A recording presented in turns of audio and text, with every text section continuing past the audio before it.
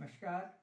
मैं डॉक्टर सुरेंद्र प्रसाद खनसली आज की वीडियो में आपको महादशा, अंतर्दशा, प्रदंतर दशा, सूक्ष्म दशा और प्राण दशा के बारे में बताना चाहूँगा। कुंडली में पहले जो कैलकुलेशन हुआ करती थी वो इसी आधार पे किया जाता था और मैं आपको एक एक करके बताऊँगा कि महादशा की कैलकुलेशन हम कैसे करते हैं। कोई भी कुंडली बनाते समय सबसे पहले हम देखते हैं कि नक्षत्र उस समय कौन सा उदय हुआ है और जो चंद्र स्पष्ट है वो क्या है। चंद्र स्पष्ट हम देखते हैं, उदाहरण के लिए चंद्र स्पष्ट है 4 राशि 17 डिग्री और 32 अंश, 4 17 32, 4 17 32। अब 4 का मतलब ये है कि 4 राशियां बीत चुकी हैं। कहने का मतलब है मेष, वृषभ, मिथुन और कर्क, क्योंकि 4 5 17 32 और एक नक्षत्र होता है 13 20 का, 13 डिग्री और 20 अंश का। इसका मतलब है कि कर्क राशि के बाद, कर्क राशि के बाद जो अब सिंह राशि है, सिंह राशि का ये चंद्र स्पष्ट है 4 17 32। अब चूंकि 17 32 का मतलब है कि 13 20 मघा नक्षत्र भी इसमें जा चुका है और जो अगला नक्षत्र है वो पूर्वा फाल्गुनी नक्षत्र इसमें है। नक्षत्र हो गया पूर्वा फाल्गुनी, नक्षत्र का स्वामी हो गया शुक्र। ये सारी चीजें देखने की जरूरत है। 4 का मतलब है कर्क राशि से आगे सिंह राशि में आ गया। 17 32 का मतलब है 13 20, 13 20 का एक नक्षत्र होता है, एक नक्षत्र का मान होता है 13 डिग्री और 20 अंश। अब ये हो गया पूर्वा फाल्गुनी नक्षत्र। मघा नक्षत्र 13 20 का व्यतीत होने के बाद पूर्वा फाल्गुनी नक्षत्र है और जो पूर्वा फाल्गुनी का जो अपना मान है या वो है 13 20 से 26 40।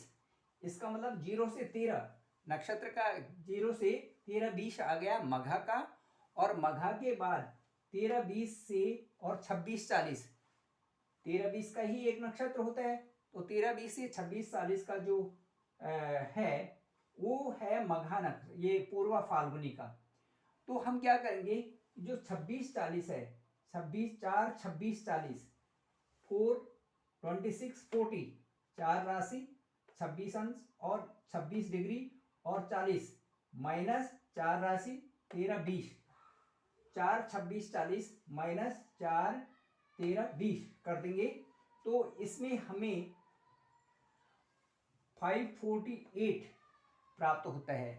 तो नक्षत्र का मान चूंकि 13 20 होता है इसलिए हम क्या करेंगे कि 13 20 एक नक्षत्र का मान है तो इसमें हम देखेंगे कि जो 548 अंश आए हुए हैं इंटू 20 करेंगे और divided by 800 divided by 800, 548 into 20 divide by 800 equal to 13.7, equal to 13.7।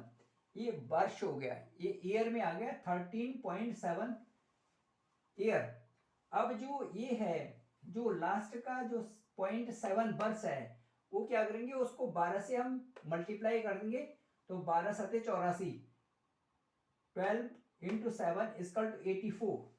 अब 84 आ गए तो 8 का मतलब है कि 8 मंथ्स, 8 मंथ्स, और जो 4 है 4 को फिर हम 30 से मल्टीप्लाई करेंगे, 30 इंटू 4 इजकल टू 12। तो इसके जो आगे 12 दिन आ गए, 12 डेज आ गए, तो टोटल दशा जो इसकी बची रही हो गए 13 साल 8 महीने और 12 दिन। शुक्र की महादशा होती है 20 साल की, तो जो भुक्त है और जो भोग्य है उनमें जो दशा बची वो 13 साल 8 महीने और 12 दिन की है। यदि चंद्र स्पष्ट 4 17 32 होता है तो उसके आधार पर जो अब उस समय जन्म की समय जो शुक्र की दशा है वो 13 साल 8 महीने और 12 दिन होंगे। इस तरह से ये हमने महादशा निकाली।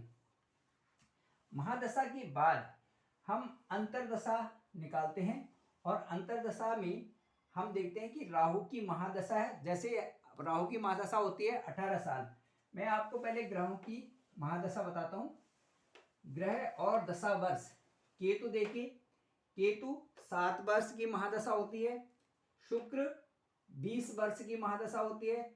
सूर्य 6 वर्ष की महादशा होती है। चंद्रमा 10 वर्ष की महादशा होती है। मंगल 7 वर्ष की महादशा होती है। राहु 18 वर्ष की महादशा होती है। बृहस्पति 16 वर्ष की महादशा होती है। शनि 19 वर्ष की महादशा होती है। और बुध 17 वर्ष की महादशा होती है। ये जो महादशा का ईयर है, इसके अकॉर्डिंग हम अंतरदशा को निकालते हैं। सपोज उदाहरण के लिए राहु की महादशा है।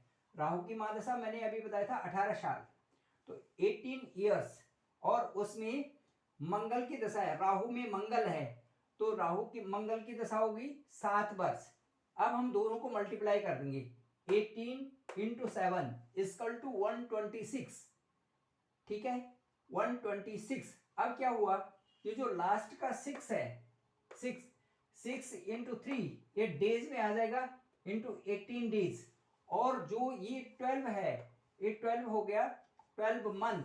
12 मंथ और 12 मंथ और 18 डेज, यानी 1 वर्ष और 18 महीने, 1 वर्ष और 18 दिन, सॉरी 1 वर्ष और 18 दिन, ये अंतरदशा निकली।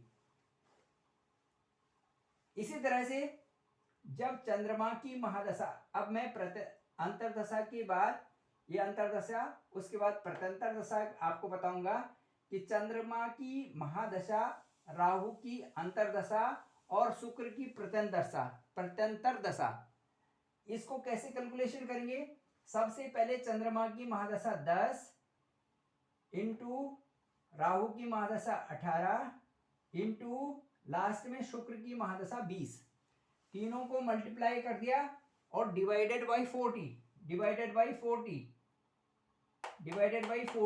Equal to 90 days and 90 days और 3 मंथ्स। ये आ गई दशा, आ गई ये प्रत्यंतर दशा। अब इसके बाद हम देखेंगे कि जो हम सूक्ष्म दशा की कैलकुलेशन करते हैं वो इस तरह से है।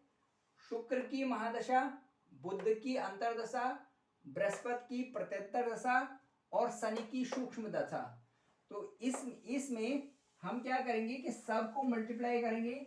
सबसे पहले शुक्र की महादशा 20, बुध की महादशा 17, बृहस्पति की प्रत्यंतर दशा 16 और शनि की सूक्ष्म दशा, ये जो हम ये 20 इंटू 17 इंटू 16 इंटू 19 शनि की सूक्ष्म दशा। अब वो हम कैसे निकालेंगे कि हम इन सबको जो मल्टीप्लाई करके डिवाइडेड बाई 200 कर देंगे। 20 इंटू 17 20 शुक्र की महादशा, 17 बुध की अंतरदशा, 16 बृहस्पति की प्रत्यंतर दशा और 19 शनि की सूक्ष्म दशा। हमने इन सबको मल्टीप्लाई कर दिया, जो महादशा की वर्ष हैं उन सबको मल्टीप्लाई कर दिया, डिवाइडेड बाई 200 इक्वल टू 516.8 घंटे, यानी कि 21 दिन 12 घंटे और 18 मिनट। 21 दिन 12 घंटे और 18 मिनट, ये हो गई सूक्ष्म दशा। इसके बाद जो प्राण दशा होती है, वो प्राण दशा होती है, जैसे मैं यहाँ पे लिख के चलता हूँ। शुक्र में राहु, शुक्र में राहु, उसके बाद शनि, शुक्र में राहु, उसमें शनि, उसके बाद चंद्र। अब ये जो प्राण दशा हो गई, ये हो गई 1 2 3 4 5। देखिए, महादशा शुक्र की, अंतरदशा फिर शुक्र की, प्रत्यंतर दशा राहु की और सूक्ष्म दशा शनि की और उसके बाद जो प्राण दशा है वो चंद्रमा की, तो हम करेंगे 20 × 20 × 18 × 19 × 10 divided by 400 equal to 3420 minute. इसका मतलब है 2 दिन व 9 घंटे, 2 दिन और 9 घंटे, ये हो गया आपकी प्राण दशा। इसी तरह से एस्ट्रोलॉजी में पहले इन्हीं कैलकुलेशन के आधार पर हाथ से कुंडलियां बनाई जाती थी और यही कैलकुलेशन करके हम जातक की जो है महादशा, अंतर्दशा, प्रत्यंतर दशा, सूक्ष्म दशा और चंद्र जो प्राण दशा के बारे में इससे कैलकुलेशन की जाती है। आजकल जावे करके महादशा, अंतर्दशा और प्रत्यंतर दशा के माध्यम से ही और गोचर कुंडली के आधार पर ही इनको जो कैलकुलेशन होती है उसके आधार पर ही जो है जो उसकी अंतर्दशा है और जो प्रत्यंतर दशा है उसके ही कैलकुलेशन के आधार पर कुंडलियों की गणना की जाती है। लेकिन सूक्ष्म तरीके से यदि हम कुंडली बनाएं और उसके बाद इन दोनों को भी उसमें ऐड करें, प्राण दशा और सूक्ष्म दशा को, तो रिजल्ट कुछ और ही होते हैं। क्योंकि सूक्ष्म दशा और प्राण दशा के में रिजल्ट ओरिएंटेड इसलिए हो जाते हैं कभी कभार क्योंकि कई ऐसी परिस्थितियां होती हैं जहां पर हमें सूक्ष्म दशा का निकालना और प्राण दशा का निकालना भी जरूरी होता है। उस स्थिति में कभी रिजल्ट उन्हीं दिनों के अंतर्गत, जैसे प्राण दशा इसमें आई 2 दिन और 9 घंटे, इसी तरह सूक्ष्म दशा आई 21 दिन और 12 घंटे, तो इस पीरियड में कभी ओरिएंटेड रिजल्ट हमें देखने को मिलते हैं। तो ये आज मैंने आपको कुंडली के अंतर्गत ये जो महादशा वर्ष है, केतु 7 वर्ष, शुक्र 20 वर्ष, सूर्य 6 वर्ष, चंद्रमा 10 वर्ष, मंगल 7 वर्ष, राहु 18 वर्ष, बृहस्पति 16 वर्ष, शनि 19 वर्ष और बुध 17 वर्ष, और उसके साथ साथ एक कैलकुलेशन बताई है। तो इसके आधार पे हम कुंडली की गणना करते जाते हैं। और मैं तो कहता हूँ कि यदि आप ये कैलकुलेशन डेली करते हैं तो ये प्रैक्टिस भी बनी रहती है और सभी लोग इससे अपनी कुंडली में कैलकुलेशन करके दशा, अंतर्दशा, महादशा के बाद सूक्ष्म दशा और प्राण दशा का भी कैलकुलेशन करके अपनी कुंडली को व्यवस्थित रूप में बना सकते हैं।